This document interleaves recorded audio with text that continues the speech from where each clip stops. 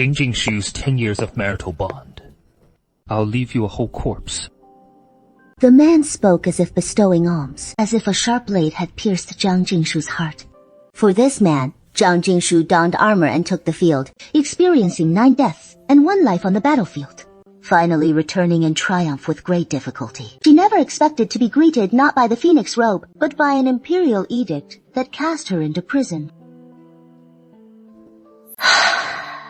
Shao Shenyuan, 10 years of affection. What have you taken it for? Shao Shenyuan merely uttered 2 cold words. On the last day before her departure, Jiang Jingshu was scratched by fingernails, several bloody gashes exposed on her face. The woman before her, arrogant and overbearing, disregarding all in her sight, was none other than Jiang Jingshu's cousin, the virtuous noble consort, soon to be elevated to empress. She was stunningly beautiful, evoking pity in all who saw her. It was this seemingly innocent and fragile beauty who, while he battled on the sands of war, climbed into Shao Shenyuan's bed.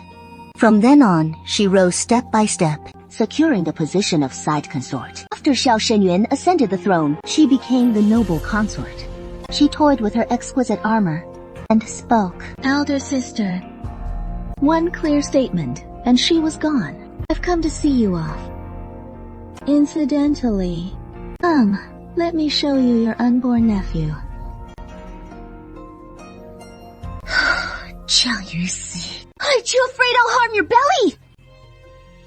The cousin who once resided under her family's roof now paraded her husband's child before her with triumphant arrogance. Truly ironic. Even more ironic was that Jiang Jingshu recalled her own child, the one who was eliminated by Shao Shenyuan's own hand before even being born. Compared to Jiang Yunzi's child, it truly pales in comparison. Second sister, now that you've taken the softening powder, stop trying to act tough. You're about to become the empress. You deserve to have your heart's desire fulfilled. I couldn't cling to a dying woman like me. As for me, I'm here to reveal the truth to you, dear sister. After all, I don't want you to die without understanding everything. I know your family has treated me with kindness as vast as a mountain, so I must tell you. And to persuade the emperor to spare uncle, so I can bear all the blame alone. The emperor agreed. But do you know what? Fortunately, uncle died long ago. What did you say? Clearly, after returning to the capital, he even went to visit his father, laughing heartily, stroking his own head and assuring him that his wounds were nothing serious. Jiang Jingshu couldn't believe the man's words before him, yet deep down, he knew they were true. It felt as if a vengeful ghost had seized his heart, leaving him numb with agony. You're lying! You're talking nonsense! It can't be. Don't lie to me!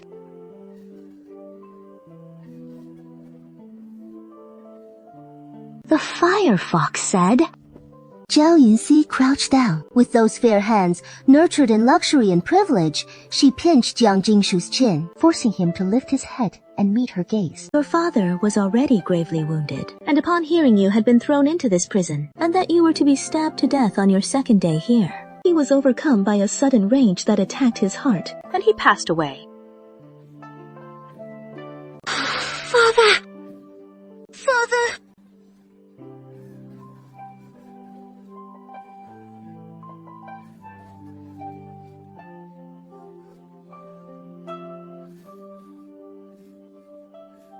Tears fell uncontrollably from his eyes, blurring Jiang Jingshu's vision. He wanted to burst out of the cell, but he could not even stand.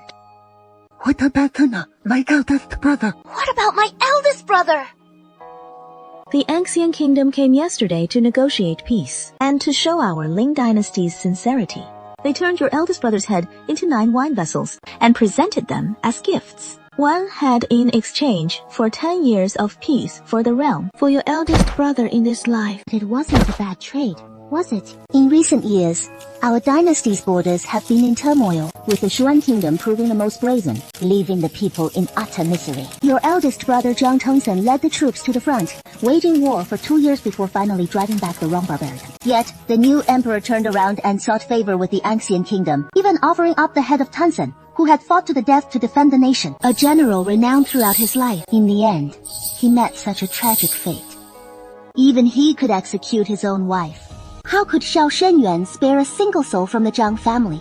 Jiang Jingshu felt himself utterly foolish. No matter how desperate the situation, one should never trust Xiao Shenyuan's words. His heart turned to dead ashes, gazing at the scattered dry grass on the ground. What flashed before him was his father's sudden death, his brother's murder, and then soldiers falling one by one into pools of blood. These loyal souls, these brave soldiers, for what manner of sovereign did they fight? How tragic and absurd. Jiang Jingshu flung mad with grief, shedding tears as he laughed toward the heavens, and cried out in remorse.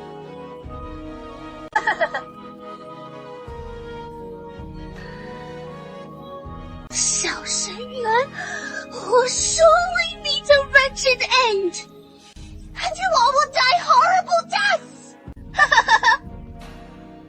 The great general of the state, Jiang Tunan, has colluded with foreign foes, committing treason for personal gain, which has now been confirmed. The pain cuts deep to the bone. Such fury cannot be quelled. Decree the extermination of his 9 clans. The imperial edict rang out with resounding finality, sealed the doom of the entire household. Miss Jingshu, wake up quickly! Oh dear, why did she faint like that? When Jiang Jingshu woke up again, her forehead was still throbbing faintly. Her vision was still blurry, unable to make out the things around her. She could only hear some young immature voices calling her name in worry. When she finally could see clearly what was before her, Jiang Jingshu was stunned. Her lips parted slightly, her face full of disbelief. She gripped the hand of the person beside her, then unconsciously pulled back. She had clearly just been in the prison cart, reviled by thousands, the stench of rotten vegetables and eggs still lingering in her nostrils. Then, the executioner had raised his blade. She should have died with her head rolling on the ground. How could she now be seeing such a scene? Even more astonishing was the sight of several young women, 15 or 16 years old, standing before her, some gloating, others looking at her with full concern. Some men were hiding in the distance, restrained by their status from coming closer. She looked at the surrounding architecture. This was the academy. These people were so familiar. This seemed so familiar. Jiang Jingshu felt a pang in her heart again. She could never forget this day.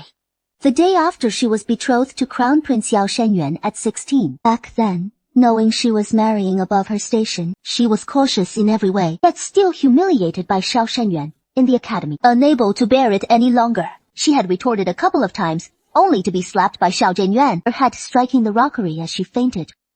But in the end, what had she done? Begged him to forgive her rudeness, endured the humiliation to seek peace, and only then achieved some calm. From then on, I endured it time and again, in front of Xiao Shenyuan, never raising my head again. Jiang Jingshu pressed her forehead, a sharp and vivid pain coursing through her entire body, affirming the stark reality of her rebirth. Her heart surged with stormy waves, only for utter clarity to flood her mind moments later. What are you pretending to be? Xiao Shenyuan's voice, still tinged with youthful immaturity, rang out. Jiang Jingshu gazed at the approaching figure. Though the man was clad in opulent robes, with a tall upright stature and strikingly handsome features, it only deepened Jiang Jingshu's loathing for this sanctimonious hypocrite. How so? No more pretense.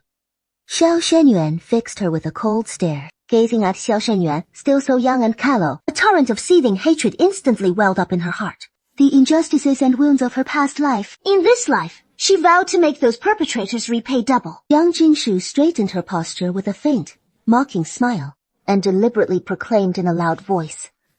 If the crown prince finds this betrothal displeasing, he need only remonstrate with the emperor. For in the academy, a frail woman like me to uncover such a matter truly demonstrates remarkable audacity. The imperial descendants have ever been forthright and honorable gentlemen since antiquity. Who among them has ever tormented a woman as the crown prince has? It truly forces me to see him in a new light. The crowd began to murmur upon hearing this. Xiao Shenyuan couldn't save face, and instinctively raised his right hand, as if to strike her again. Jiang Jingshu didn't dodge in the slightest, but stepped forward instead, drawing even closer to him, and stared straight into his fury-filled eyes.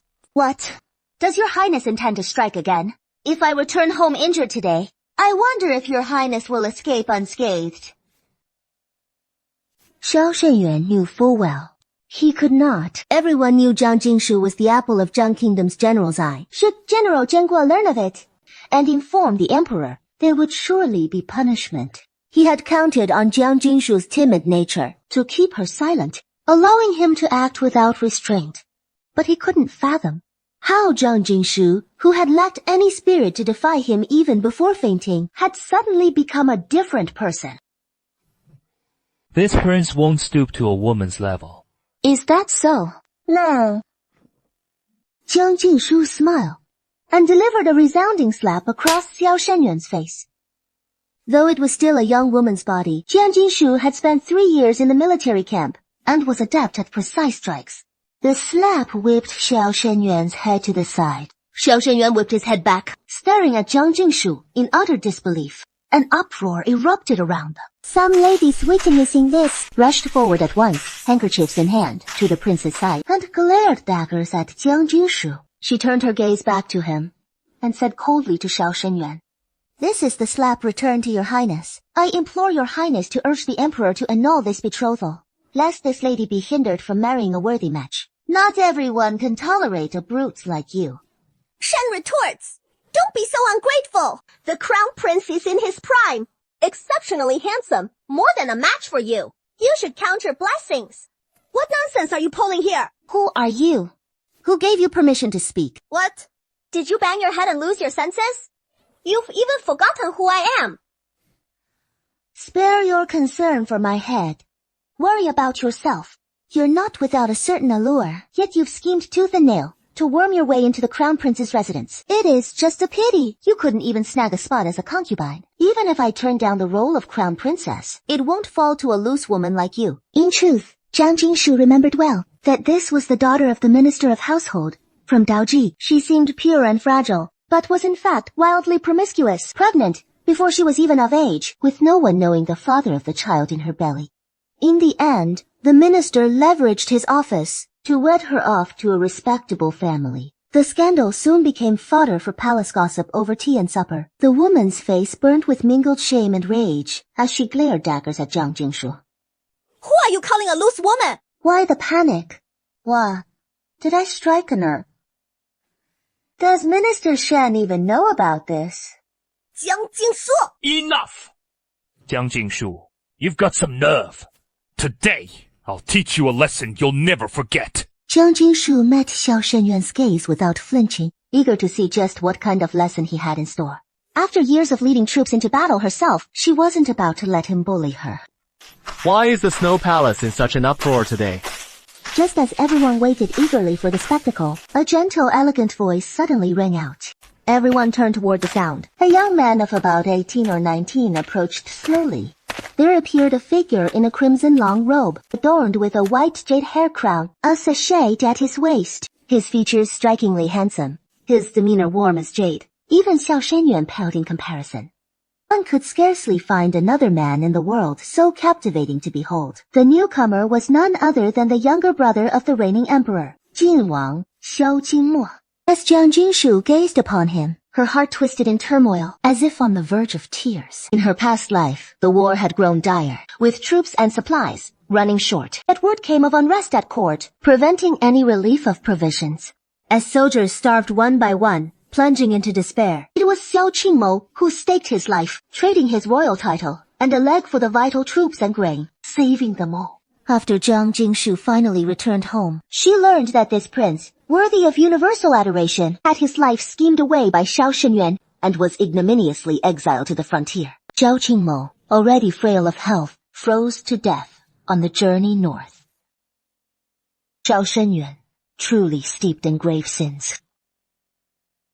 Jing! With profound gratitude and admiration for His Highness, Jin Wang, Jiang Jingshu bowed deeply and solemnly. Yet in her utmost solemnity, Xiao Qingmo's brow arched in curiosity. He wondered why this woman had gazed at him earlier with such profound sorrow. Imperial uncle. Xiao Shenye too showed respect, cupping his hands in salute. Xiao Qingmo glanced indifferently, nodding in acknowledgement, then turned to the old scholar beside him with a smile. No essays today. The armor is dancing. Your Royal Highness, pray forgive us. It is this old minister's failure in instruction. No matter. Youngsters have a fiercer temper. It is but natural. This affair. Xiao Qingmo's gaze drifted between Xiao Shenyuan and Jiang Jingshu. Once more, he caught Jiang Jingshu gazing at him, her eyes brimming with sorrow and regret. Wherein lies my flaw in this life? I have heard from my imperial brother of your past life. Should you find it less than satisfactory, then speak plainly to my imperial brother. Shenyuan, you were utterly, unseemly today.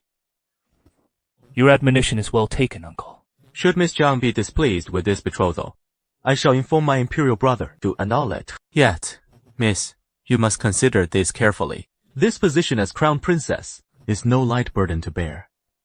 Xiao Qingmo smiled gently at Jiang Jingshu, and she met his gaze, unable to suppress a sigh. For this man was a true gentleman, as he had been in her past life, and so he remained in this one. I shall inquire upon my return. Of course, I shall harbor no regrets. Better to forgo the role of crown princess than to wed an unworthy man in this life. That would be the true misfortune of this courtier's daughter. Then all is well.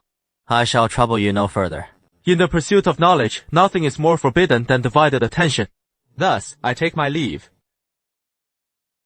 Jiang Jingshu gazed at the youthful, delicate face before her. This is the one who has followed her since childhood. Yet in the 5th year after she entered the crown prince's mansion, the personal maid who perished by taking poison in her stead. Now, seeing her alive once more, Jiang Jingshu's heart overflowed with relief. I'm fine. That is a relief. You scared me half to death. Just now I heard Miss quarreling with the crown prince, and I wanted to rush in, but I feared I'd only cause you more trouble. And he called the general's mansion folk rude. I was beside myself with worry when I spotted His Highness Prince Jing. So I went to ask His Highness Prince Jing to step in and check on you. Thank goodness. You're all right, miss. Where are you off to tonight, then? Over there. In this life, no matter the cost, she would safeguard the Jiang family, and this King Jin as well. Your Highness the Prince, please hold a moment. Xiao Qingmo had just reached the edge of Jade Lake when he heard someone address him as His Highness. Prince Jing. Is the lady in some distress? Thank you, Your Highness Prince Jing, for your timely aid just now. Jiang Jingshu, thank him. Thank him for shielding her at the academy in this life. Thank him for all the ways he saved her in her past life, when 50,000 soldiers avenged the Jiang family. Strongs. No need to feel indebted to me. So what troubles you today? Well, have I faltered to stir such pity in you? Gazing into Xiao Zhimo's eyes, laced with teasing mischief, Jiang Jingshu felt a sudden flutter of panic. So Jiang Jingshu schooled her features, feigning sorrow. Your Highness jests. This humble lady grieves only for herself. Word of the Crown Prince's dalliances has spread throughout the capital, and now they say I'll become his Crown Princess. All those girls were staring right at me. But what if they hear I'm not becoming the Crown Princess? Did he really have to say that? Am I so clueless? All these comings and goings are daughters of court officials. No, that is not it. Are you saying I shouldn't grieve for myself? Just now, when I mentioned breaking off the engagement, You were smirking to yourself, looking awfully pleased. Well, you must have seen it wrong, Your Highness. Xiao Qingmo said nothing, merely gazing at her with a faint smile. That gaze made Jiang Jingshu's cheeks flush with warmth. Jiang Jingshu could only shift the topic and ask, Your Highness Prince Jing, why have you entered the palace so early this year? Naturally, to attend the mid-autumn banquet. Xiao Qingmo replied absent-mindedly, then furrowed his brow and leaned toward Jiang Jingshu until he could clearly see the redness and swelling emerging on her forehead and face. Jiang Jingshu's heart skipped a beat, and she involuntarily stepped back 2 paces. Your Highness! It is too far. I was too presumptuous today. Me too. It is just... Just what? I'm afraid it might sow discord between the prince and the crown prince, and put the prince in a difficult position. whether I'm in a difficult spot or not, is something Xiao Shenyuan can decide.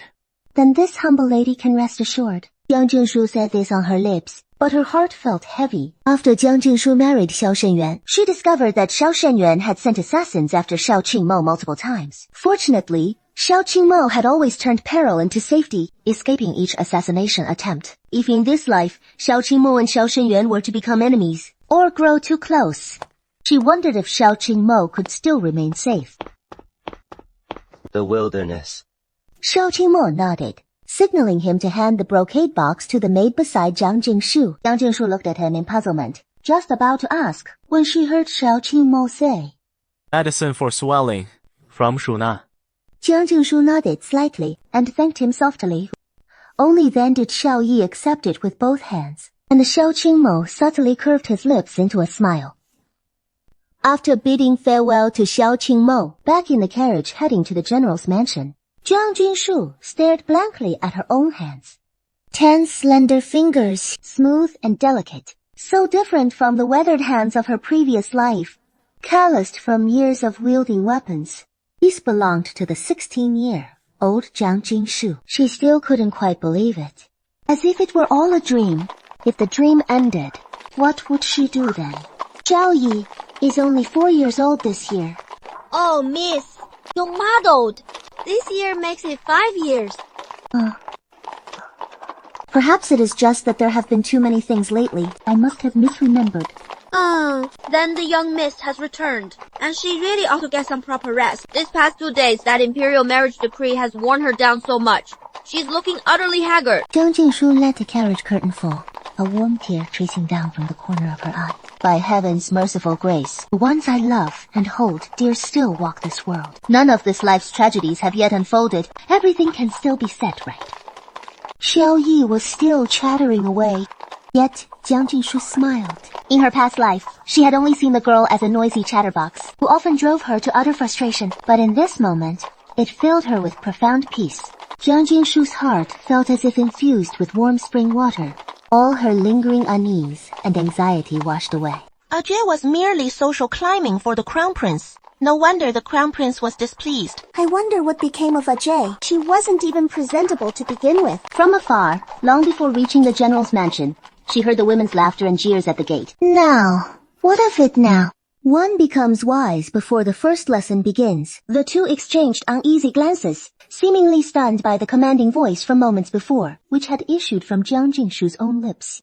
Jiang Jingshu let out a cold sneer. In her previous life, news of her humiliation at the Imperial Academy had spread like wildfire. Before she could even return home, her uncle's 3 daughters were already lying in wait at the gate. What had they done back then? Seemingly full of concern, yet every word dripping with insinuation, belittling her both openly and subtly that she was unworthy of Xiao Shenyuan. Then they ran to grandmother, embellishing the tale with exaggerations, portraying her in the most wretched light, claiming she had no dignity, that she deemed herself lowly, and that in her pursuit of the crown princess title, she had tarnished the Jiang family's honor. And Jiang Jingshu, never one to curry grandmother's favor, was duly banished to the ancestral hall and made to kneel for 3 days and nights. Back then, she had truly been so foolish, as the eldest daughter of the general's mansion, yet allowing her cousins to trample over her. If today she let them wag their tongues again, then this second life would be wasted.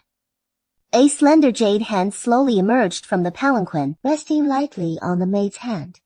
Indeed. Cousins, have you nothing to say? Cousin, we sisters were merely worried that ill might have befallen you at the academy, so we came out especially to wait for you. A soft voice offered a feeble defense as she moved to enter, fingers clenching tightly, lips quivering ever so slightly. Jiang Jingshu spoke slowly. Her gaze shifts to Jiang Yangsen. This is her uncle's youngest daughter, Jiang Yunxi. She was also the last person Jiang Jingshu saw before her death in her previous life. The virtuous noble consort, poised to ascend to the Empress's throne. I suppose you're just worried something might happen to me. Sister, why would you say that? The news sure spread fast. I'm afraid I haven't even left the palace gates before you were already waiting here for me. Then, let me guess, what you told grandmother. That I lack the Jiang family's dignity, that I debased myself, all to cling to my position as crown princess, publicly enduring the crown prince's humiliation. Sister, we didn't. Today, The moment I step into this general's mansion, I'm afraid grandmother will have me replaced right away. Watching me get punished.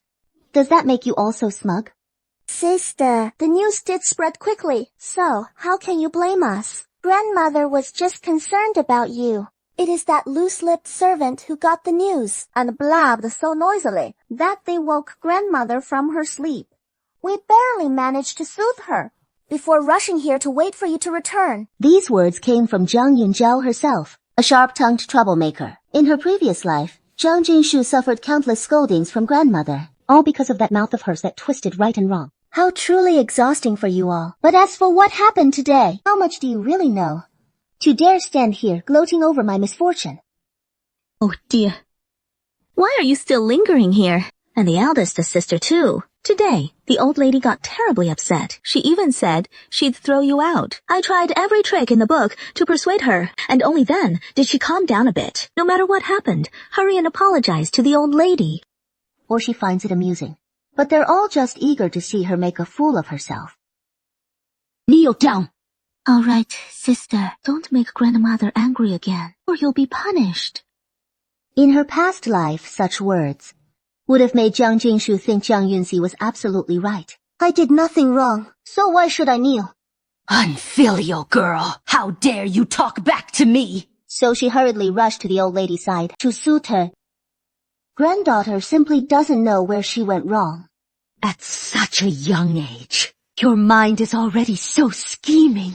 For a mere crown princess position, you actually let the crown prince humiliate you in public. Our Jiang family is a military family. You've utterly disgraced the Jiang name. So ill-bred, so utterly spineless.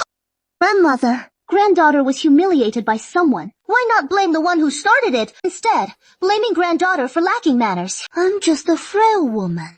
If the crown prince strikes me, even if I wanted to resist, I'd be powerless to do so.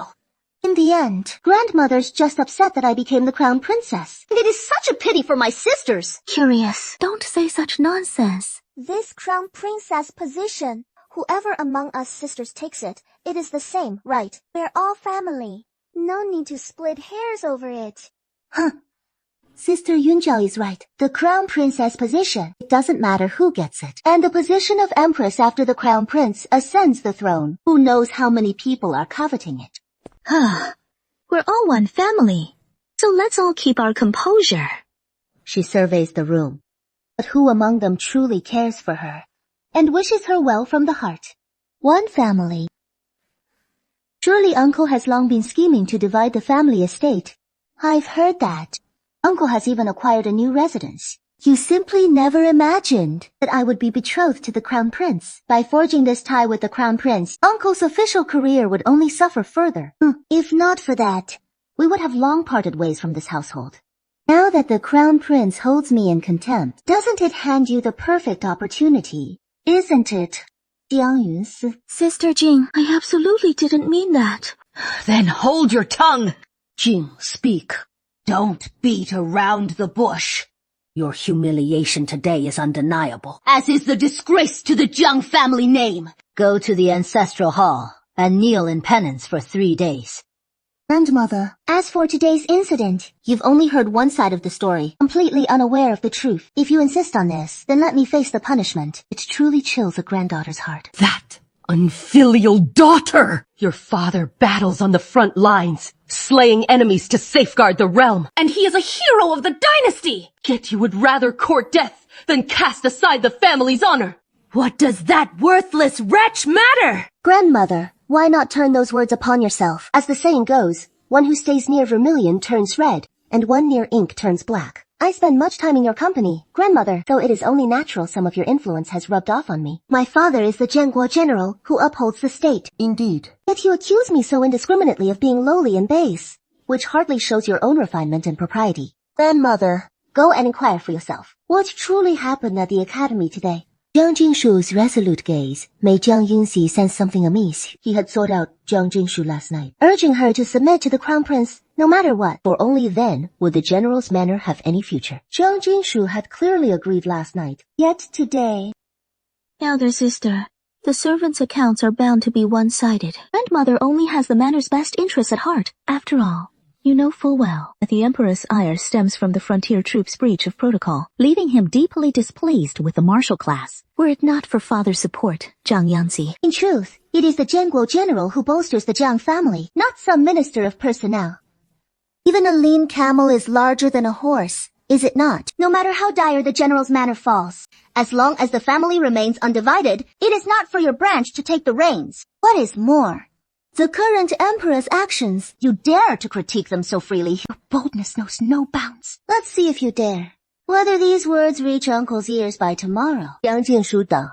These people are nothing but paper tigers, who only resort to these underhanded tactics in the inner courtyard. With just a little nudge from me, they'll implicate themselves in an irrefutable crime touching on vital, indisputable matters of the elite, sending them straight into a panic. Sure enough. No need to trouble the master with this matter. Jingshu, you know, we're only doing this for your own good. Grandmother, of course. I know you're doing this for my sake, but slandering your granddaughter with baseless accusations. Grandmother, you really shouldn't. We're all your own granddaughters after all. How could I possibly do such a thing? Then rest easy, my granddaughter. Grandmother, I'm feeling unwell, so I'll take my leave for now. Big sister has certainly grown up, developing her own assertive ways, which comes as no surprise. The old madam's face darkened, just as expected, falling utterly silent. Old madam, the eldest Miss publicly, annulled her betrothal to the crown prince at the academy today, and even slapped the crown prince across the face. The old madam's vision blurred to black, and she slumped limply into her chair. Miss, they went too far just now, when it was clearly the crown prince doing the bullying. So why is it still your fault? The affairs of this world are riddled with injustices and devoid of reason. This servant girl only knows that if someone dares to bully me, I have to hate back. Why didn't I understand in my past life that the world is teeming with those who bully the weak and fear the strong? Yet I chose to be the feeble soul enduring humiliation in pursuit of mere survival. What did it ultimately bring me? Though the Ming dynasty may be negligent, it does value its generals, and my father and brothers are endlessly occupied. It is quite common for him to stay in the military camp without returning home, leaving all household matters entirely in the hands of father's concubine, Yu Shi, to manage. Given the temperament of uncle's family, one could say we've forged a lasting grudge. And in all this, Yun Shi's fanning the flames was unavoidable. But looking back on it now, it is Yun Shi's timid nature that let Aunt and the old madam manipulate her completely. It is precisely because of Yun Shi's blind compliance that the second branch treats me with such hostility. Young lady, you said the Empress was so intimidating. Are we going to get mistreated? Why worry? The Empress won't devour me. After all, after what happened yesterday, I laughed the whole half day, and the rumors spread like wildfire through the capital. So they summoned Jiang Jingshu into the palace. Though little Yi knew her young lady was no pushover, the Empress was truly too formidable, too hard to handle.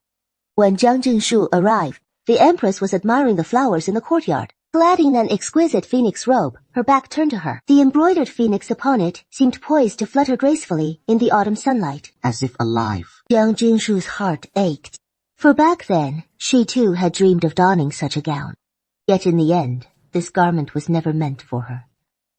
This humble subject pays respects to your majesty, the Empress. Jiang Jingshu sneered inwardly, yet her face remained perfectly serene. This humble subject, Jiang Jingshu, pays respects to your majesty, the Empress. Oh dear, just look at me. My ears must be failing me more and more. I clearly misheard. It was this humble subject, Shen Wei. Please forgive me, your majesty. Not at all. It is I who am growing old. Come, tell me, hasn't that distant rascal of a son of mine gone and done something foolish to upset you so? I shall go and give him a proper scolding. In response to your majesty, it is this humble subject's willful nature, lacking in talent and virtue, that truly makes me unworthy of the crown prince. Why must young ladies these days be so picky and fastidious? I see the girl's face is round and full, her features so sweet and endearing. Surely her temperament can't be all that bad. Your majesty overpraises me. I wonder, has His Highness the Crown Prince's injury improved? My son, of course, I know. He has such a willful temper, and you actually struck him. Surely, he must have done something wrong. Because of his temperament, I've worn myself out worrying over it. I happened to hear everyone praising your gentle disposition, so I petitioned the emperor to betroth you as the crown princess. I hoped you could guide and discipline him more firmly. In my previous life, when I was married into the family, it was with the very same words. And so, I became a woman confined to the inner chambers. Back then, I truly believed my own temperament was mild and yielding and had earned the queen's affection. In truth, all the queen truly valued was the general's mansion standing behind me. As for this broken engagement, it should not be treated as mere child's play. You are still so young. You should not act so rashly. Just be tolerant overly. Tolerant even. Wouldn't that be best? Your Majesty, surely you know the full story. It was the crown prince who disdained me. Why should I humiliate myself further? Moreover, why should I, your subject, indulge the crown prince so much? Crown prince, a man of noble bearing, needs a mere woman to coax and placate him. Or is the crown prince feeling frustrated somewhere? Even so, I cannot be the one to rein him in. I am the daughter of a general. I cannot take on such a role. These last two lines sound more like Jiang Jingshu murmuring to herself, yet they ring clear as day in the queen's ears. The queen's face grew exceedingly grim. But who would have thought Jiang Jingshu would be so ungrateful as to so thoroughly demean her own son's standing? What on earth is this talk? The queen is the queen. After all, she can take her son being reviled in stride, and even manage a smile without a flicker of expression.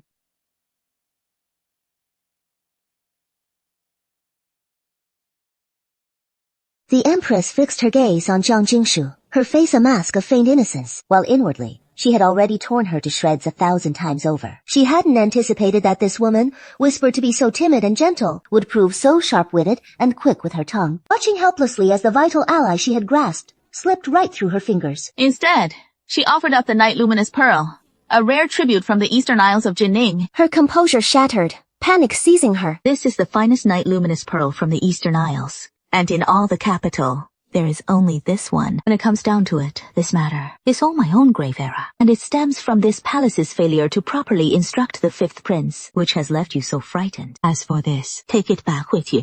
Consider it this palace's humble compensation to you. This palace has heard that General Jiang is pressing the matter of infalfing lands to the veterans today. Empress, is this meant to threaten me through my father? At the matter of granting lands to the soldiers in her past life, no matter how earnestly her father pleaded, begging the emperor for rewards to those weary veterans facing their twilight years, the emperor never relented. Instead, those with ulterior motives seized upon the rumors, claiming the Jiang family appeared loyal in name only, when in truth they sought to raise private armies, nearly framing them for treason and throwing them into prison. In the end, it was Prince Jin, Shao Qingmo, who took up the case and restored the Jiang family's innocence. Now, the Empress wields this very incident to threaten me. How utterly amusing.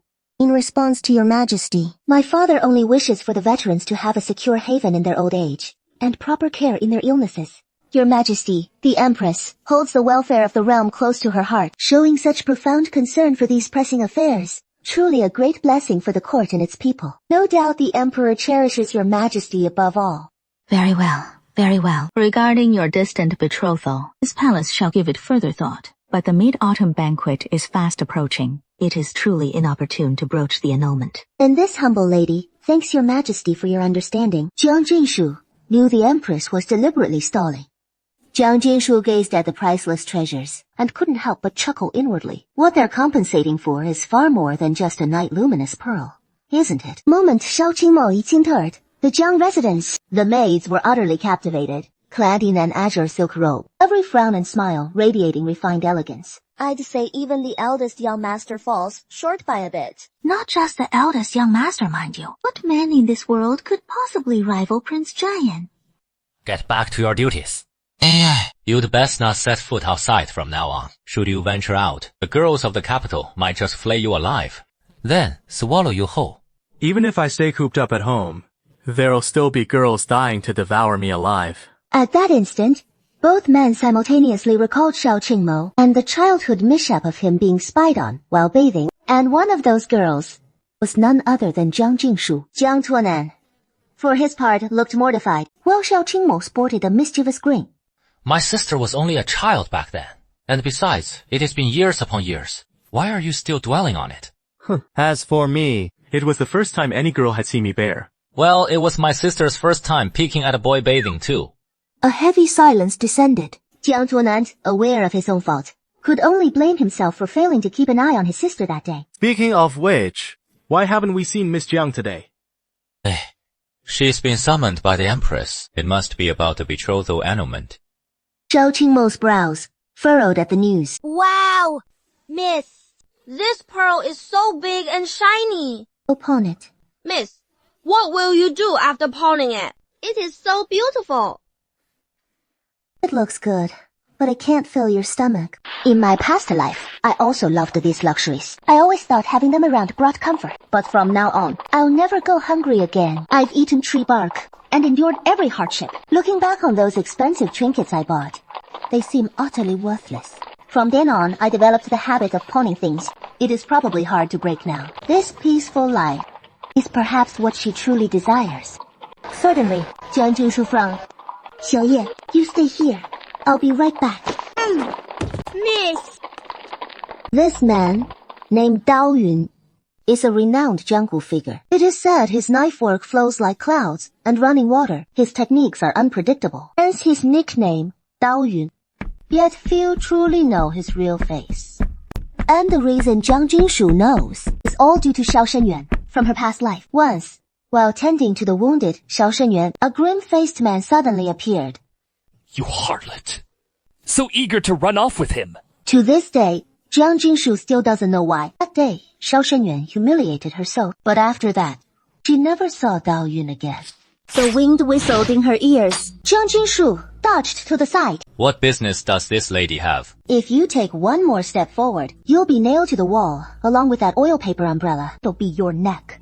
I've long admired your great name, Dao Yun. Later, through secret investigation, she learned that Dao Yun was Xiao Shenyuan's most trusted secret guard. Dao Yun has yet to enter the Crown Prince's mansion. Then in this life, I just need to prevent Xiao Shenyuan and Dao Yun from ever meeting. Future actions will be far smoother.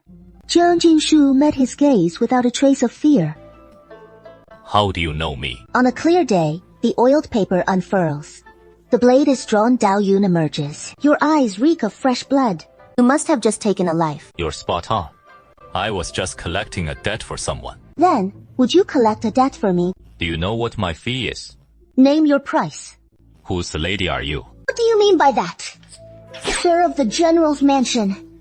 Someone from the General's mansion. They all deserve to die. What grudge do you bear against the General's mansion? He drew his long saber from the umbrella, each strike deadly, showing no mercy toward Jiang Jingshu. Yet in her past life, Jiang Jingshu was hailed as the war god by her soldiers. This title was well earned. Dao Yun gradually fell at a disadvantage, clearly struggling to hold his own. Since Dao Yun refuses to aid her, she cannot let him join Xiao Shenyuan's side. This sheathless blade must be destroyed. Just as Jiang Jingshu pulled the hairpin from her head, poised for a killing blow, suddenly, her slender white wrist was seized by another. Jiang Jingshu's hairpin clattered to the ground, emitting a sharp, crisp sound. She kept closing in step by step, only to be dodged by the one behind her. Jiang Jingshu whirled around abruptly and saw Xiao Qingmo gazing at her with a faint smile, the picture of nonchalance. She turned back to search for Dao Yun, but he had vanished without a trace. At that moment, Xiao Qingmo's expression turned icy. He nodded to the attendant at his side, who promptly dashed off. Jiang Jingshu felt a surge of frustration, for she had come so close to slaying Dao Yun. And if he reached Xiao Shenyuan's side, becoming his swift blade, then all their troubles would only grow thornier. Why is the Prince of Jin here? Xiao Qingmo wondered curiously why Jiang Jingshu would strike so viciously at this man. Your brother worries for you, so he sent me to check on you here. Then how did the Prince of Jin come to be here? It was your maid who halted my carriage, compelling me to come see you. Your maid has a knack for roping people in, and somehow it always falls to me. Then I must thank your highness. No need. After Xiao Qingmo spoke, he bent down to retrieve the fallen jade hairpin. It is broken. I'll have it mended and return it to you. Jiang Jingshu was left speechless for a moment, forced to swallow her irritation in silence, utterly chagrined. Never mind. We'll pursue the investigation later. Jiang Jingshu climbed back into the carriage, settling herself firmly, and Xiao Qingmo lightly tapped the beam, asking with refined grace, Miss Jiang, might I join you for the ride? The Prince of Jin's carriage has broken down. I did promise your brother I'd see you safely home. Besides, it is unwise for one like me to grow too close to your house. To speak plainly, the current emperor's claim to the throne is murky and unclear. Though he is the emperor's only younger brother, Prince of Jin was also involved and sent to Schumann. Yet, no sovereign wishes to see the imperial heirs growing too close to his most trusted general. Silence fell once more inside the carriage. An awkward tension hung in the air. The two simply locked eyes for a moment, before Xiao Qingmo closed his eyes first, prim and proper sisters. Returning once more to the Jiang mansion, Xiao Qingmo and Jiang Jingshu entered together, but were drawn by a burst of scolding voices. The two exchanged a glance. I'll go in and see. Xiao Qingmo nodded. Jiang Jingshu headed straight to Jiang Yunxi's quarters. What is the matter with you all? I told you not to touch anything in my room. Do you have any idea what that is for? Reckless fools. Miss, we know we've made a mistake! Miss! My little sister is in quite a temper today. Sister, what? Are you here? Since they've all begged for mercy, that should be enough. Torturing them like this, you might as well just kill them outright. Sister, I just... Just what? I'm just afraid someone might discover the things in your room. Sister, I had them. I didn't have it. I never thought Jiang Jinshu would find out. I'm not particularly interested in witchcraft and GU poison arts. In her past life, it was precisely because of these school poison dolls that she was wrongly accused by her father for the first time, only to meet again, a year and a half later. It was the very day appointed for Jiang Jingshu's wedding, when father and daughter missed their final moments together. Jiang Jingshu gazed at Jiang Yunxi's frail and helpless form, unable to fathom how this girl, who now trembles at the mere thought of wrongdoing, could transform into the venomous betrayer who would sell out her own kin, turning her back on family without a flicker of remorse. After emerging, Jiang Jingshu instructed little Yi to search her own quarters, and, if she wasn't mistaken, her room would harbor something it shouldn't. Then, Jiang Jinshu arrived at her brother Jiang Tunan's quarters, and found him sharing drinks with Xiao Qingmo. Come, sister. Jiang Jingshu took a seat, and graciously poured tea for the two of them, her movements flowing gracefully, a sight both pleasing and serene. Xiao Qingmo watched, momentarily entranced, knowing Jiang Tunan was lamenting his plight once more. Like the matter of the fiefdom, what are the emperor's intentions? I'm afraid it is hopeless. The emperor's brother, Zhongguan, won't go to such lengths for a general. And with the general's mansion's achievements so prominent, the emperor harbors some jealousy. This matter is ill-advised. It shouldn't even be proposed by the general himself. Moreover, there are those in the court impeaching the general. The emperor has set his sights on the general's mansion. Sigh. Father's been fretting endlessly over this. The emperor keeps stalling on that side, refusing to give any reply. Father can't petition on this again. It would only backfire. Better to make use of the Mid-Autumn Festival. Mid-Autumn Festival, when Emperor Lai will surely make an appearance, mingling with the people in celebration. At that moment, blend those battle-worn soldiers exposed to wind and dew into the crowd. How could the emperor not soften at the sight? It is not for the emperor's eyes. It is for the people to see. Precisely, let the common folk behold how those who fought for their peaceful lives, the soldiers shedding blood on the battlefield, now fare in such dire straits. The people have hearts. They'll feel gratitude. They'll seethe with anger, and they'll decry the court's folly. The emperor may control those within the palace walls, but he can't silence the murmurs of the masses. Those perched in high places fear nothing more than unrest among the people. The ruler is like a boat. The common people like the water. Water can carry the boat, and it can also overturn it. If the people grow discontent, even if the imperial family wields great power, the nation will not endure for long. Well, said? It startled Jiang Jinshu. While Xiao Qingmo sat there calmly, her eyes filled with approval as she looked at him. At that time, the city gates will be heavily guarded, and sending the soldiers in will require considerable effort. From what I know, Zhou Zhengqi is in charge of guarding the city gates this year. Zhou Zhengqi?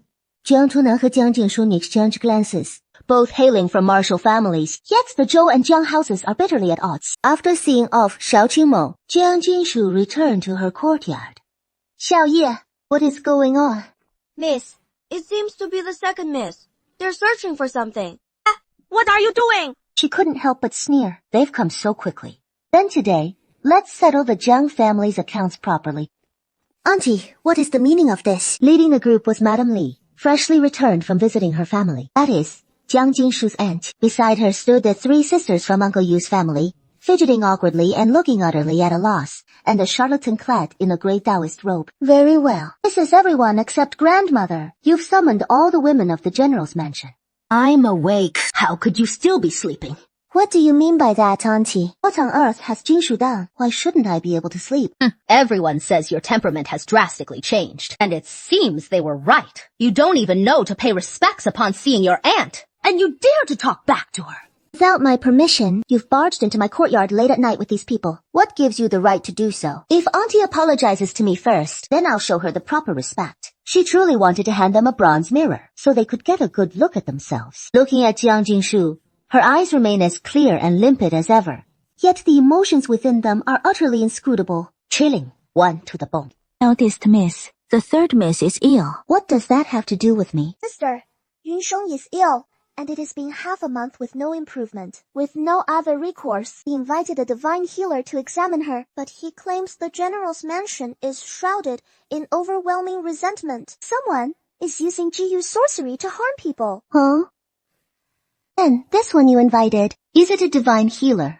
Or a charlatan? Wasn't Jiang Yunsheng just mocking me at the mansion gate yesterday? Don't talk nonsense! This resentful energy is emanating from your courtyard. It must be you who harmed the cloud beast. Come here. Search for me. I'll see who dares. Jiang Jinshu speaks up to hold them. The servants all come to a stop, awaiting Master Lin's command. She's just a woman. What do you have to fear? If trouble arises, I'll bear the consequences. Auntie, I'm afraid you can't shoulder it. Then comes a sharp snap, followed by the servant, his face contorted in agony, clutching his arm, writhing on the ground in pain. You wretched servant. You dare search my chambers. Since it is all for my sister, how could we limit the search to just my room? Summon every servant in the mansion. Search every room in the west courtyard. One by one, the servants scatter in all directions, searching every single room. They spot the matriarch, Lady Yun, head of the household.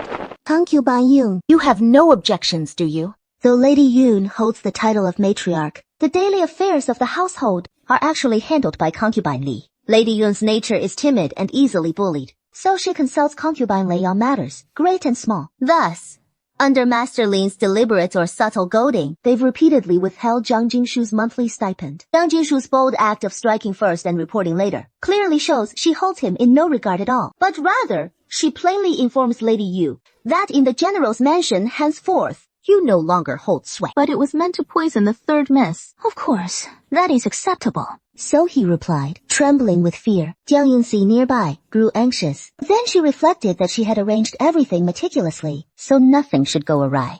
Jiang Jinshu slowly approached Jiang Yunsheng. Her tone dripped with icy indifference. You hardly look like someone who has fallen ill. Yet here you are, scheming to uncover who harmed you. If today's search of my quarters turns up nothing, or if I discover you're just pretending. Sister. Jiang Yunsheng gazed at Jiang Jinshu in terror. As Jiang Jinshu gave a cold smile, she pinched Jiang Yunsheng's chin and spoke slowly. I will ensure you truly sicken and die in your chamber. But I'm truly fine. How could she endure this? She swiftly pulled Jiang Yunsheng behind her, hands on her hips, glaring at Jiang Jinshu. Jiang Jinshu, you've truly grown audacious, daring to threaten your own sister. Fine then. Very well. I'll summon the general right now, so he can see for himself how spoiled and ill-bred his precious daughter is, and just how venomous her heart truly is. Jiang Jinshu itched to sew Lin's mouth shut on the spot. What is the rush, Auntie? Once we've cleared up this matter, it won't be too late to inform Father. Or are you afraid some mishap might derail your plans, Auntie? Jiang Yunzhao stepped forward, about to protest, but was cut off by the servants, searching Jiang Jinshu's quarters. Lady Puyang discovered nothing suspicious. Li Xi's expression flickered uncertainly, and he shot the servant a fierce glare. Then another servant returned to report. He was also cradling a sorcery effigy, riddled with silver needles. It looks ragged and worn, likely quite old, with the three characters Jiang Yunsheng clearly inscribed on it. Jiang Jinshu lifted her gaze to Jiang Yunsi, who was anxiously twisting her handkerchief, her lips nearly bitten to the point of bleeding. And at Jiang Jingshu's glance, she couldn't even hold onto the handkerchief as it fell to the ground. Jiang Yunxi was utterly baffled. It was clearly meant to be in Jiang Jingshu's quarters, so how could it turn up elsewhere? Then, whose quarters did he search to find it? Now that it has been found, let this divine physician examine it, and confirm if it is that ominous object. It is indeed. Speak. Where was this discovered? To the eldest miss. In the fourth Mrs. Courtyard, quarters. The room plunged into stunned silence. Jiang Yunsheng and Jiang Yunjiao stared at Jiang Yunxi in utter disbelief. Madame Ling's face contorted with rage and revulsion, as if this whole affair were Jiang Yunxi's sole scheme. Nonsense! How could such a thing possibly be in my room? Why would it be in your room? Shouldn't you be asking yourself that? Elder sister, could it be that you slipped it in during the search? To frame and slander me. Jiang Yunsi, you truly think so highly of yourself. By that logic, Auntie wouldn't have bothered searching anywhere else today, but headed straight for my courtyard. So if you were framing me like this to do me harm, under your watchful eyes, I'd have no mouth to plead my innocence. What a cunning ploy you've devised. Auntie, you were just busy looking for my father. I wonder what Auntie is scheming. Didn't Auntie say that you could take responsibility for this matter? Then, in Auntie's view, how should I be compensated? Sister Jiang said, don't push your luck. Mother is merely concerned about starting the search with you. What is wrong with that? In that case, let them turn on each other like dogs. Yang Jingshu then turned to the servant and asked if anything else had been found. Jiang Di nodded and produced a gold and jade bracelet. But upon seeing it, Jiang Yunjiao glared furiously with bulging eyes, let out a loud shout, and snatched the bracelet away, then roared at Jiang Yunxi. How could my possession end up in your room? Jiang Yunxi stared at the bracelet, her face instantly turning deathly pale. She stood there in a daze, not knowing what to do. Seeing this, concubine Yun quickly pulled Jiang Yunjiao away. Second miss. There must be a misunderstanding here. Eldest miss, I'm certain someone is framing fourth Miss Concubine Yun. Why are you defending Jiang Yunxi so fiercely? Could it be that she is your daughter? Elder sister, what on earth are you saying? How could I possibly have any connection to fourth miss? Yang Jingshu did her. Poor Jiang Yunxi, utterly unaware of her true origins, and constantly bullied by the Lin family in the household, because everyone believed she was just a child picked up by Uncle.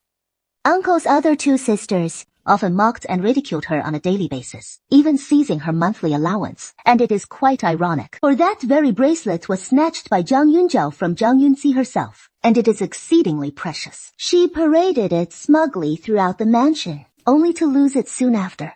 Back then, Jiang Yunjiao turned the household upside down, until Uncle Jiang Chunan could bear it no longer, and unleashed a thunderous roar that left Jiang Yunjiao too terrified to ever mention it again. Yet no one could have imagined that it would resurface in Jiang Yunxi's room today. If Jiang Yunxi dares to frame me again today, then don't blame me for showing no mercy. It is high time we dragged those old skeletons out into the light and set the record straight.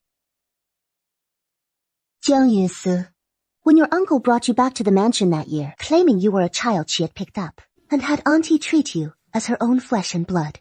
In truth, you are the illegitimate child of Yunxi and Uncle Aza. Then, using the pretext of a visit to her family, Eldest sister, please, don't say any more.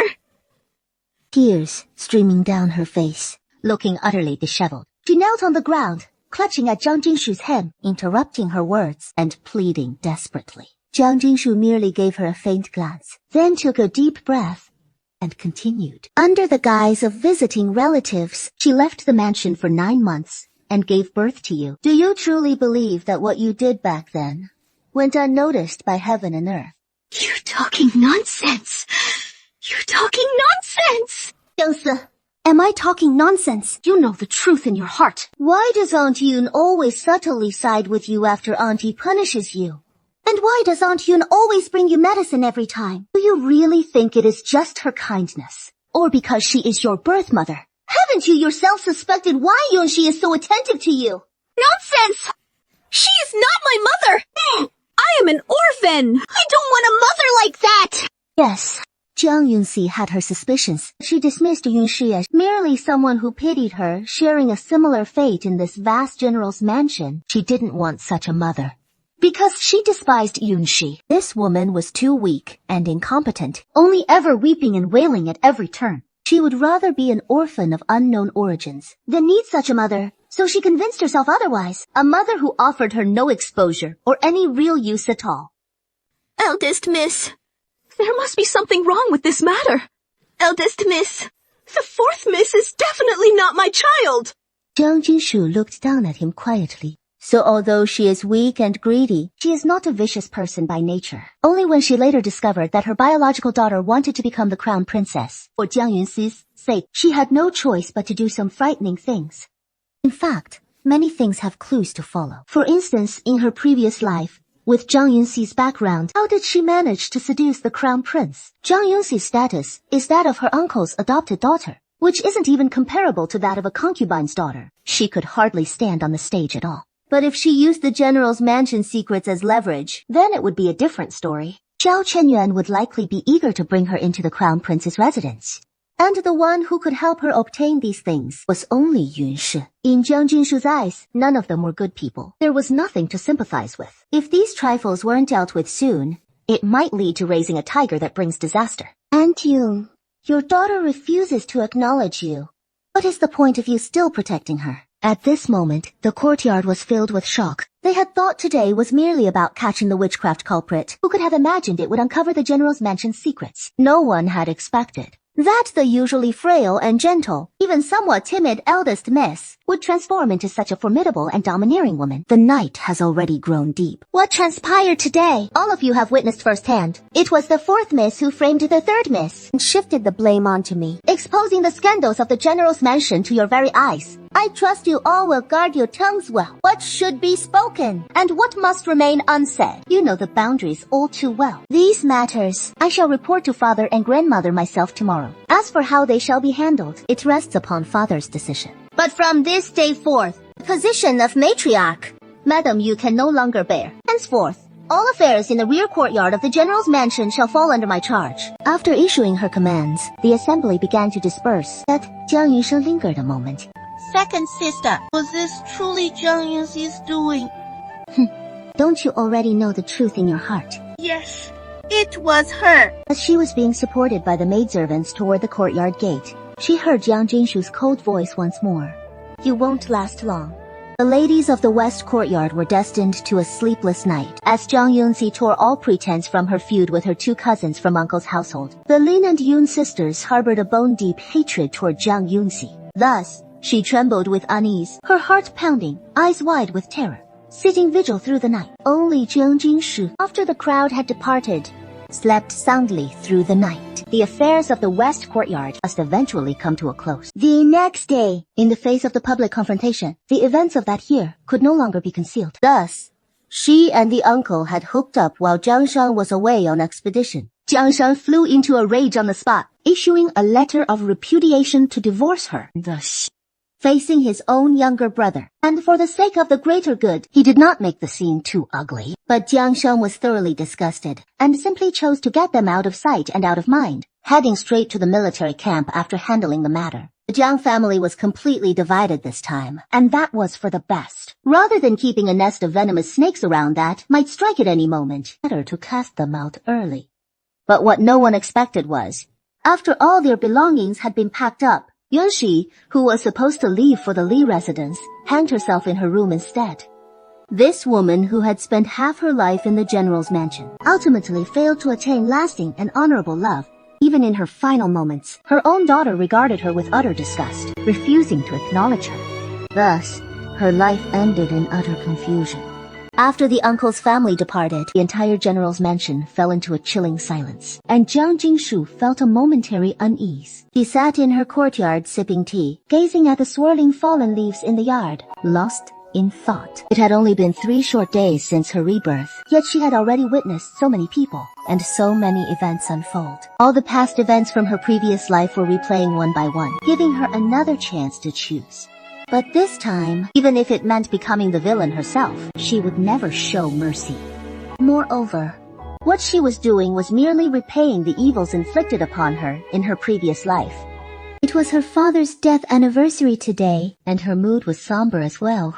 Even Xiao Shenyuan was cursed a few times along with them. Jiang Tunan also greatly disliked Xiao Shenyuan chiming in from the side. Jiang Jingshu felt an unexpected warmth in her heart, accompanied by much regret and melancholy. In her previous life, her father and brother also did not want her to marry the prince. But under the emperor's pressure and her own pleas, they sent her off to marry him. In fact, at that time, she thought that marrying the prince would allow her to support the general's mansion, only to realize in the end that she had been thinking too simply. Who is whose pawn? She had never seen through it in her previous life. Ever since Jiang Jingshu took charge of the household, he has had to reorganize all the mansion's affairs. Only then did he discover just how chaotic the accounts were. Even with him working day and night, it still took tremendous effort. Miss. How is the investigation going? To the miss, there is no news at all. Zheng Jingshu frowned upon hearing this. Ever since they last saw Dao Yun, they haven't been able to trace him anywhere. It is as if he has vanished into thin air. For the general's mansion to track someone in the capital should be a simple matter, unless he has left the city or someone is secretly protecting him. Otherwise, there'd be some sign of him. If someone's protecting him, it better not be Xiao Shenyuan or the Dingdang Tower. Just as Jiang Jingshu was lost in thought, the study door opened once more. It was Jiang Tunan bursting in energetically, followed by several maids, carrying all sorts of garments. Looking at the piles of items covering the entire table, a dazzling array, overwhelming to the eyes. She casually picked up a pearl hairpin and toyed with it, revealing a helpless smile. What are you up to, brother? I've seen how busy you've been these past few days. You must have forgotten about the Mid-Autumn Festival. So today, I specially went to Shujin Pavilion and bought these for you. Come take a look. Which one do you like? Jiang Jingshu had indeed been preoccupied with Dao Yun and the mansion's affairs lately, and forgotten about the Mid-Autumn Festival. Fortunately, her brother Jiang was so thoughtful, reminding her just before the festival. Having a brother by her side really made all the difference. However, look at this. It is like he has hauled back the entire shop's worth of clothes. Jiang Jingshu was torn between laughter and tears. You didn't have to buy so many. I had no idea what styles you young ladies might prefer, so I followed the shopkeeper's recommendations. This one looked good. That one wasn't bad either. So in the end, I just bought them all. Take a look. See which ones you like. Jiang Jingshu looked over. There lay a pile of colorful garments. A real headache to sort through. How about this one? Jiang Tunan held a camel red silk gown, embroidered with butterflies. Quite eye-catching. But Jiang Tunan still wore an excited expression. This color is so beautiful. It is too flashy. Anyone clueless would think you're marrying off your sister. You're echoing Xiao Qingmo word for word. Did the king of Jin go along with you? Yeah. Jiang Tunan rubbed his nose, feeling a bit guilty. In truth, he hadn't thought of Chu Yan's birthday at all. It was Xiao Qingmo who mentioned it offhand, which jogged his memory. He even reminded him that their sister had been swamped lately, and probably wouldn't have time to prepare anything herself. So, these were all picked out by you and the king of Jin together. Of course. Hey, why don't you take a guess? Which one do you think Xiao Qingmo picked? Jiang Jingshu lifted the moon-white gown, embroidered with pear blossom patterns, gazing at Jiang Tunan with a questioning look. Wrong guess, huh? It is this one. Jiang Jingshu was stunned into silence, finally understanding how her hot-headed whirlwind of a brother could be best friends with a refined, gentle soul like the king of Jin. Their tastes were truly beyond words, or rather not in a flattering way. Shujin Pavilion was the capital's premier embroidery hall, where even the palace consorts and ladies-in-waiting sent attendants to shop. She couldn't fathom how such handsome fellows had zeroed in on what had to be the hall's ugliest piece. In the end, Jiang Jingshu resolutely set aside the outfits, so meticulously chosen by the pair. On the day of the Mid-Autumn Festival, Jiang Jingshu entered the palace early with her father and brother. After paying respects to the emperor and empress, she sat with her father at the edge of the drill ground. From across the spacious field, Jiang Jingshu spotted her uncle's family. And for some reason, Jiang Yunxi had come along too. He glanced up at Jiang Jingshu and gave her a gentle smile. Jiang Jingshu ignored him, averting her gaze. Yet Jiang Yunxi remained perfectly composed, without a trace of awkwardness. Though the evening banquet is the main event, the entire mid-autumn day is filled with activities. The morning features assessments of the men's martial skills, and the afternoon is for the women, where none can substitute in chin chess, calligraphy, or painting, nominally to add festivity to the mid-autumn celebration. Those who come out on top will surely earn the emperor's great favor, benefiting their future official careers immensely without any drawbacks. While searching for her own brother, she first caught sight of Xiao Shenyuan. Their eyes met, both filled with hostility. He had always harbored resentment over that slap from Jiang Jingshu, and several times at the academy when he encountered her, he waited for her to apologize and beg his forgiveness again. But each time, Jiang Jingshu merely gave him a cold glance, then pretended not to see him and walked past calmly. When had Xiao Shenyuan ever been slighted by a woman like this? Were it not for his mother's scolding, he would make Jiang Jingshu suffer a fate worse than death. Finally spotting her brother, Jiang Jingshu broke into a joyful smile and waved to him. Jiang Tunan waved back at his sister. Then, the surroundings erupted in an uproar. Jiang Jingshu turned her head curiously. What on earth had happened to draw these women's gazes away from the young men on the drill field? Xiao Qingmo arrived with elegant poise. Jiang Jingshu shook her head with a soft laugh. Sure enough, he is a charmer who steals hearts. It has to be Xiao Qingmo. Jiang Jingshu recalled that flashy, ostentatious garment once more. She found it utterly amusing. How could the way he selected clothes for someone else carry such an indescribable weight? Jiang Jingshu smiling. Xiao Qingmo looked straight at her. Their gazes met. Jiang Jingshu was somewhat surprised. He smiled upon hearing it and nodded in greeting. Xiao Qingmo returned the gesture with a gentle smile, his demeanor warm and natural. Yet no one noticed the fist clenched beneath his wide sleeve. As a horn blared, the youths spurred their horses into a gallop. The atmosphere outside the drill grounds ignited instantly. The drums beat with the thundering hoofs, echoing clearly across the field. Oh, if you're not feeling well, let's go back and rest. Imperial brother, you're overthinking it. After all these years, I've grown accustomed to it. As long as you can let it go. Imperial brother, see how leisurely I am, sitting here watching their contest. Isn't this far more enjoyable? Being this idle prince of mine is much more carefree than your position, Imperial brother. You're right. Imperial brother, rest assured. Your younger brother is no longer the impulsive youth he once was. The emperor patted him firmly on the shoulder. In this round, Jiang Tunan is absent. Jiang Jingshu had no interest. As she turned her head, she saw Xiao Qingmo chatting amiably with the emperor. Xiao Qingmo smiled with gentle propriety, yet Jiang Jingshu sensed no joy in his eyes, and even a hint of detachment toward the emperor. Jiang Jingshu actually felt sorry for Xiao Qingmo. When the late emperor was alive, Xiao Qingmo was the most favored prince, excelling in his studies, and on the training grounds always claiming victory, the undisputed leader among his peers, with admirers beyond count. But then he suddenly fell gravely ill, as the palace physicians pored over his case. Yet none could pinpoint the elusive affliction. Fortunately, Xiao Qingmo clung to life. But ever since, his health has demanded constant remedies, let alone martial training. Even a hasty step might provoke a relapse. Hence, he carries his medicines at all times. Jiang Jingshu could only mourn the once high-spirited youth, her heart heavy with profound regret. Li Shi swiftly advanced to the second round, and unexpectedly, Jiao Tunan found himself grouped with Xiao Shenyuan, the pair surging far ahead of the rest on the field.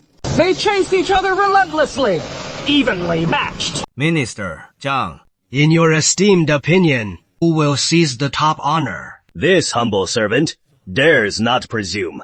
Young lady of the Jiang house, pray share your thoughts. Jiang Jingshu hadn't anticipated the emperor's direct query, so she reckoned the broken betrothal had sown seeds of doubt in his mind. Jiang Jingshu dressed gracefully, offering a poised curtsy. Your Majesty, of course, it is my brother. Why couldn't the crown prince outmatch your brother? Though His Highness the Crown Prince seldom wields the blade, he rides neck and neck with my brother, a worthy contender indeed. Yet my brother, as a seasoned general, owns his horsemanship with daily rigor. Should he falter, how could he uphold the honor of a warrior? My brother's triumph is but natural. No sooner had Jiang Jingshu spoken. There, Jiang Tunan reached the finish line first. The entire field erupted in thunderous applause. Jiang Tunan, smug with triumph, rode his horse around the drill ground once more. How utterly dashing. Xiao Shenyuan wore a calm smile on his face, but in truth, he was grinding his teeth as he withdrew from the drill ground.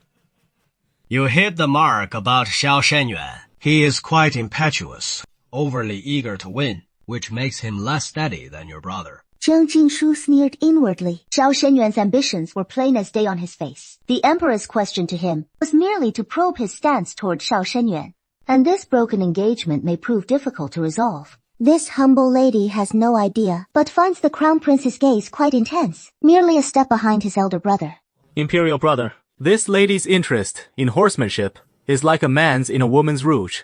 She wouldn't grasp the nuances of shades, only whether the girl's cheeks are flushed or not.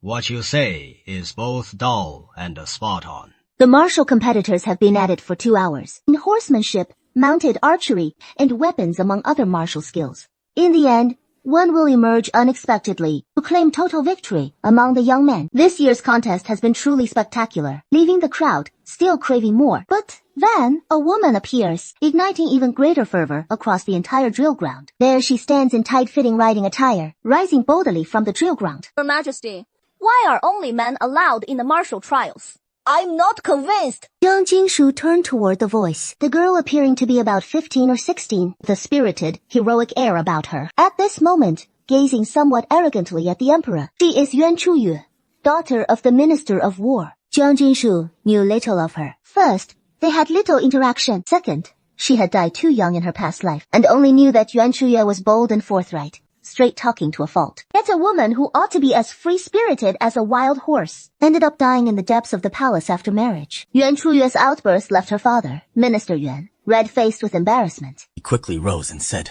"My daughter is rash and impetuous. Please forgive her, Your Majesty." The emperor, unperturbed, in good spirits, turned to her and asked, So, it seems you wish to compete as well. Not bad. The men who had just competed laughed mockingly, thinking this woman was overreaching herself, and no one was willing to compete with her. Yuan Chuyue, however, stood her ground, as if she had come fully prepared, and addressed the emperor directly. I've heard that the general's household is renowned for its martial prowess, with both men and women excelling in the arts of war. So Miss Jiang must surely be a heroine among women. Might I ask Your Majesty to preside and allow me a friendly spar with Miss Zhang? Everyone's faces changed upon hearing this. For who didn't know that the Zhang family's daughter was a timid weakling, and calling it a martial contest? She probably couldn't even ride a horse. Xiao Qingmo frowned, gazing thoughtfully at Yuan Chuyue, lost in contemplation. Jiang Chumen, upon hearing this, slammed the table and rose in anger, visibly irritated. What do you mean? You know full well she's no fighter, untutored and unskilled. Yet you still insist on challenging her, clearly aiming to humiliate her in public. I merely assumed that a daughter of a general's house would know some martial arts. But Miss Jiang always appears so frail and delicate, lacking any of the bearing expected from a martial family. Today, I simply wish to show Miss Jiang what true martial spirit looks like, the rightful pride of a general's lineage. These words hung in the air, and many of the generals' faces darkened, for there were plenty of martial families present. Yet the Jiang family stood above them all. If even the Jiangs needed instruction from her, then surely their own houses would seem even more unworthy in her eyes. One had to admit, Yuan Chuyue was bold indeed, though on the surface she was mocking Jiang Jingshu's timid nature, which she clearly despised. But in truth, she was subtly slapping the faces of all the generals there. Jiang Jingshu merely sneered, recalling the scene she had witnessed that morning while waiting for her father in the back hills. If in this life she hadn't stumbled upon the scheming of the mastermind behind the scenes, she would have believed this contest was truly Yuan Chuyue's spur-of-the-moment whim. That was the me from my past life, who would likely have disgraced the Zhang family on the drill grounds, and even lost her own life in the process. Miss Yuan, I accept your challenge, but the poise of a general's household won't trouble Miss Yuan to fret over. Very well, then. How about a contest of horseback archery? Jiang Jingshu circled the drill ground, galloping freely, feeling the wind whistling past his ears, and the unbridled freedom of the ride. He couldn't help but feel a surge of excitement, his eyes bright and captivating. Xiao Qingmo, born into that world, gazed at the figure on the drill ground, eyes gleaming like stars, and found himself lost in a daze. That was Jiang Jingshu as a boy, and he often followed his father and brothers to the barracks, riding horses on the camp's training fields. The first time Xiao Qingmo laid eyes on him, it was in the barracks, where he sat tall upon his horse. Spotting newcomers, he casually glanced their way. Jiang Jingshu's gaze from horseback carried a commanding air he himself never noticed. It made one unable to resist the urge to yield to him. And now, seeing Xiao Qingmo once more, he felt 1,000 thrills and endless gratitude, the smile at his lips impossible to suppress. When Yuan Chuyue took the field, Jiang Jingshu's smile faded. Before we begin, why not place a wager first? If you lose today, declare before everyone on the drill ground that you are unworthy to be a daughter of a general's house. A mere cowardly and incompetent fool. And you, Name your terms freely. Since Miss Yuan shows such boldness, how could I possibly disappoint you? Here is the deal. We'll make it a life and death wager. If I lose, whether you kill or maim me, it is yours to decide. As for me, I'll say this up front. If you lose, I'll claim your life. The drill ground fell instantly silent. No one could have imagined that a simple contest would escalate into a life and death duel. Lord Yuan Shangshu grew restless, wanting to swap back his daughter, who must have taken some strange medicine today. He was stopped by Xiao Qingmo.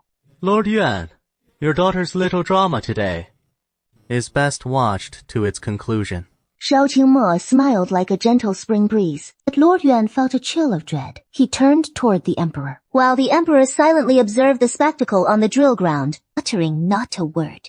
Jiang Jingshu sat steadily astride her horse, gazing at the moving target on the drill ground, her eyes narrowing slightly before she suddenly released the string. The arrow flew free from Jiang Jingshu's grasp, striking the bullseye dead center. Yuan Chuyue was stunned by Jiang Jingshu's masterful horseback archery. Could it be that Zhang Yunxi had deceived her? Jiang Yunxi in the stands hadn't expected things to turn out like this. A faint unease stirring within her. Yuan Chuyue couldn't help swallowing hard. The more worried she grew, the more flustered she became. From afar, her hand trembled, and the arrow grazed past the target, missing it entirely. Jiang Jingshu used her stay toward the next target, galloping forward. Just as she closed in on the moving target, a blinding white light shot straight toward her. Jiang Jingshu immediately shut her eyes, but at the same moment drew her bow, aiming for the spot she'd fixed in her mind before closing her eyes, and loosed the arrow with instinctive precision at the target. With a sharp whoosh, it struck the bullseye once more. The onlookers assumed Jiang Jingshu's blind shot was her own daring flourish. Only Jiang Jingshu knew someone was interfering from the shadows. And this time, it was certainly not Jiang Yunxi's scheme. It had to be Xiao Shenyuan. I can't think of anyone else who would want to harm him.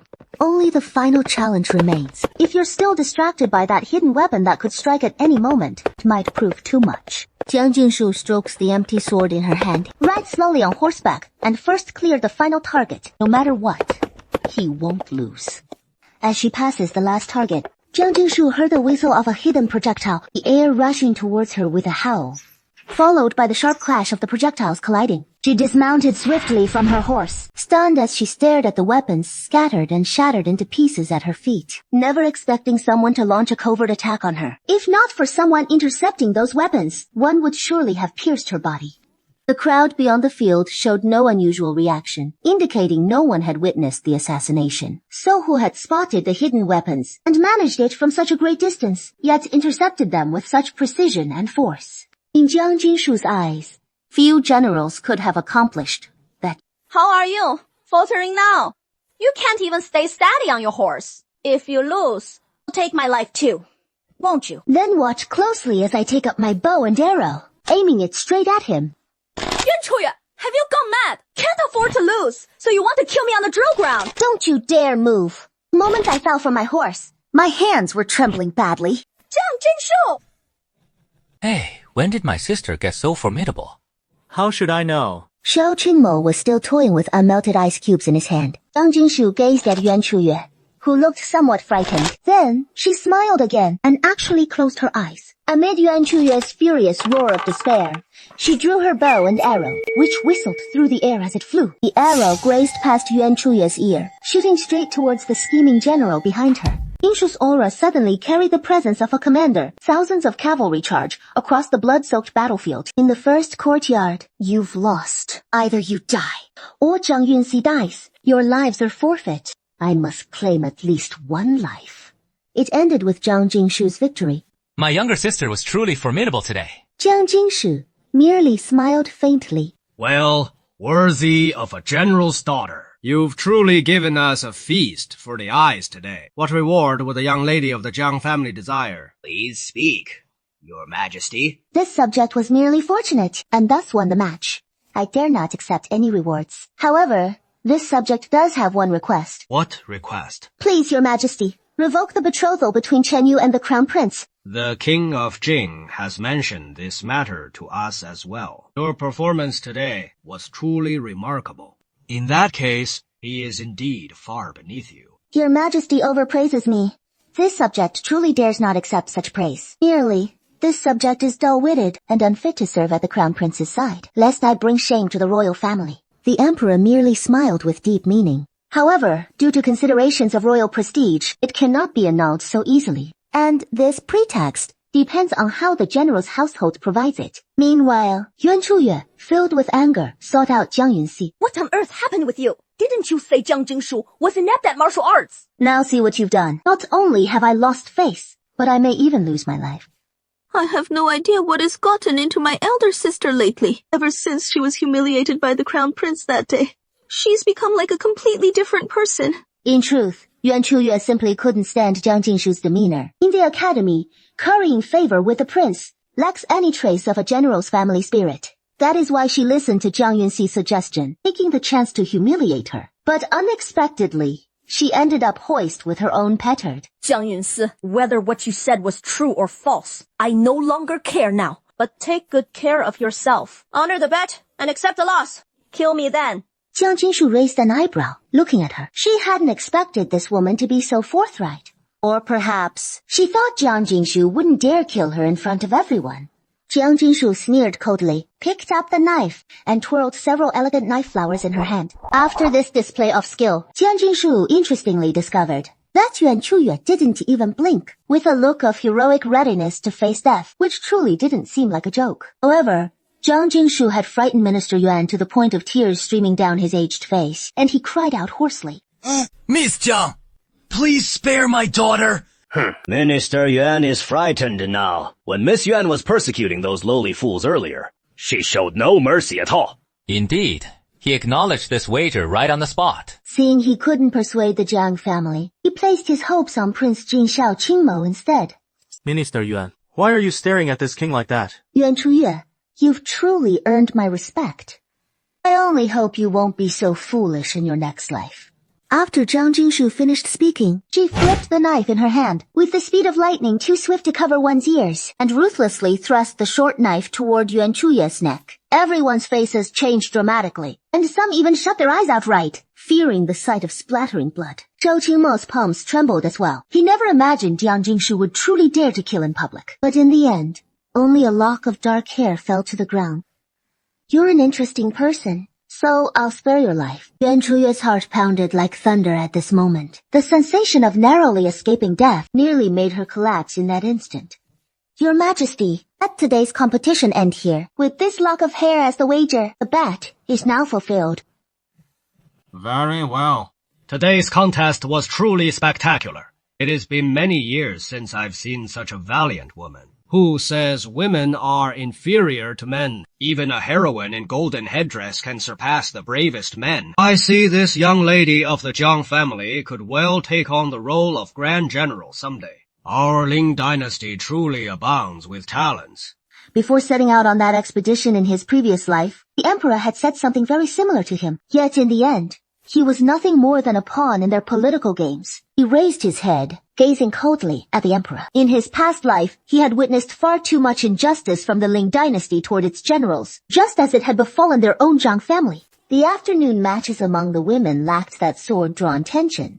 And before long, evening had arrived. The Emperor and Empress must proceed to the city gate to celebrate alongside the people. Crowds outside the city began to surge more rapidly, with commoners bustling to and fro, all eager for a glimpse of the Imperial Majesty. Jiang Jingshu sat on the second floor of the inn, though for some reason, he felt a faint unease stirring within. Zhou Qingmo, by her side, seemed utterly at ease. Miss Jiang, no need to worry. Everything has been properly arranged. With the Prince of Jin's assistance, what could I possibly have to fear? What does the Prince of Jin make of the current state in Ling City? Who among these generals do you think will claim the top spot? Naturally, Jiang Tunan. Oh, I beg to differ. This morning on the training grounds, Jiang Jingshu noticed water stains on the desk in front of Xiao Qingmo, which didn't look like spilled tea, but rather like the residue from melted ice pooled on the surface. If Xiao Qingmo is playing the fool to hide his true strength, then things could get rather complicated. Though Xiao Qingmo claims to be supporting the Jiang family, but after all, he is of royal blood. Is that so? Then who do you think it is? Could it be a general I haven't yet encountered? No, not at all. It is just that the Ling dynasty's territories are vast, so there are bound to be some hidden masters. I never imagined that in today's events.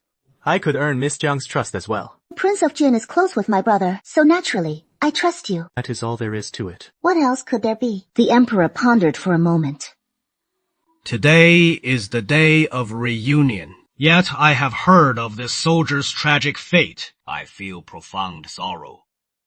Such is the case. I bestow upon you a residence and 100 taels of gold. Since this man has passed away, I beseech the soldiers not grieve so deeply, clinging to the past. Alas. The soldier showed no reaction upon hearing this, disappointment in his eyes only deepening. Night had fully fallen. The lanterns flickered softly. Amid the shadows formed by the encircling crowd, the soldier could scarcely see clearly. Jiang Jinshu let out a heavy sigh. What he seeks are not these hollow gestures. He simply wishes to reclaim what the other soldiers are rightfully owed. After more than 30 years in service, his rewards have been woefully meager. It truly chills the soul.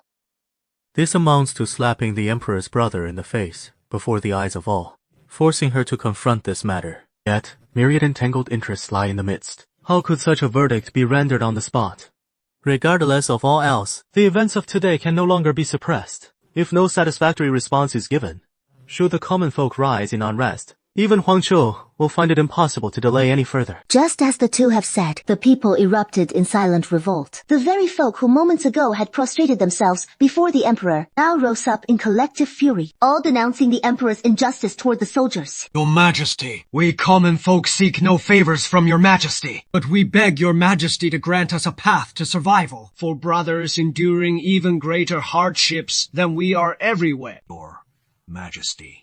Even soldiers have their frozen bones, do they not? If this goes on, who would dare to risk life and limb for the court? The leading soldier wailed, sobbing uncontrollably, then kowtowed heavily once more, as dozens of soldiers behind him joined in. The crowd's emotions inflamed. The guards could no longer hold the line. In the face of the outsiders' denunciations, even the Emperor, seasoned in worldly matters, could not remain composed, protected by his guards. He fled back to the palace in panic. Yet those soldiers from moments ago had vanished without a trace. My Lord Jin, you should return to your residence at once. For tonight, I fear, will bring no peaceful slumber. No matter how grave this affair, I shall sleep soundly still. Who could disturb my dreams? Had she not heard Xiao Qingmo's words so clearly, Jiang Jinshu might have thought Xiao Qingmo was implying, who could stop me from what I intend to do? In such a plainly casual tone, yet brimming with the assurance of victory and the poise of one firmly in control. What are you planning to do, Father? Something grave has befallen our household today, and you ought to know of it. Since Miss Zhang hasn't even had a chance to settle, you might as well accompany us to the palace. In that case, I'll go with you, Father. General Zhang, His Majesty summons you within. My thanks, Eunuch Li. You're too courteous, General. Within stood Deputy General Zhou Zhengqi, responsible for the city's defense this time, along with several other generals, and Crown Prince Xiao Shenyuan. In Xiao Shenyuan's gaze lurked an unmistakable sinister gleam. Your Majesty. This spectacle you've staged today, Minister Zhang, has truly caught us off guard. Your Majesty, this matter bears no relation to this subject whatsoever. I learned of it only when the Imperial Guards arrived to report. Your Majesty, this affair has whipped up a storm throughout the city. The display far too ostentatious. The motives all too transparent. All aimed at the issue of the general's fiefdoms. Though my father is a man of the military, he is hardly so ignorant as to flaunt this matter so brazenly in broad daylight that anyone with half a mind would peg it as a scheme of the general's mention. It paints us as the most obvious target imaginable. Your Majesty, if you let fury sway you into believing this, then the general's mansion stands accused of inciting the populace to riot. In such a case, the entire household would face extermination, a dire peril with consequences beyond remedy. How could father fail to foresee that? Moreover, the Jiang family has ever been loyal to the core, aiding the court from without, devoting ourselves utterly unto death itself. For your Majesty to harbor such distrust toward the general's mansion is profoundly chilling. A surging crowd gathers at the city gate, bustling with excitement. The ruler of the Ling dynasty ascends the city gate to once again receive the kneeling homage of the masses, and the ceremony begins. Jiang Jinshu's inner unease makes her unable to sit still any longer. She says to Xiao Qingmo, "Excuse me," and leaves the inn. When she returns to the inn, Xiao Qingmo remains seated there. What were you doing at the city gate so long? To confirm that everything is in place. You're quite cautious, aren't you? What is it? Did you find any flaws? Crown Prince may have already noticed something. Has the trouble been resolved? These street lanterns are quite beautiful. As a young lady, you should like them even more, right? If not for today's affairs, we could go for a stroll. It has been years since I've seen the mid-autumn lanterns in the capital. King Jing, this is him confiding his longing to himself. Suddenly, a commotion erupts outside. The two look outside. The soldiers kneel on the ground. Your Majesty, Imperial Divine Marquise Qitian, 10,000 years? Long live 10,000 years. Your Majesty is diligent in governance and cares for the people, striving tirelessly for reform. The court now flourishes in prosperity. With this enlightened army, it is the fortune of the common folk. We soldiers of the Wei army have battled on the borders for decades. It is our utmost honor. He carries such presence. This man must hold a high rank in the military. Indeed, he was once a vice general under a commander, but in the war he lost both arms, forced to retire and return to civilian life. Qingji knows this as well. Our Ling dynasty's military system. Shao Chingmo nods upon hearing this. I remember when he returned home. He had hoped to live out his days on that meager military pay, only to find that his fields had been ravaged by war. His forsaken children long turned into restless spirits in the dry well.